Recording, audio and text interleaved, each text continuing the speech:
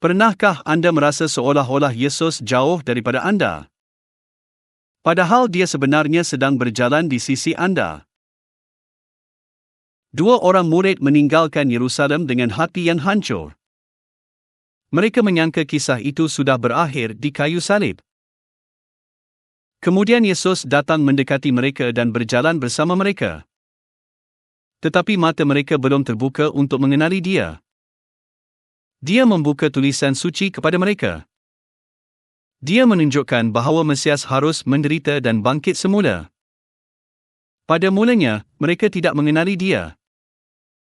Tetapi sesuatu di dalam hati mereka mula menyala. Kemudian dia memecahkan roti. Dan pada saat itu, mata mereka terbuka. Skim Yesus.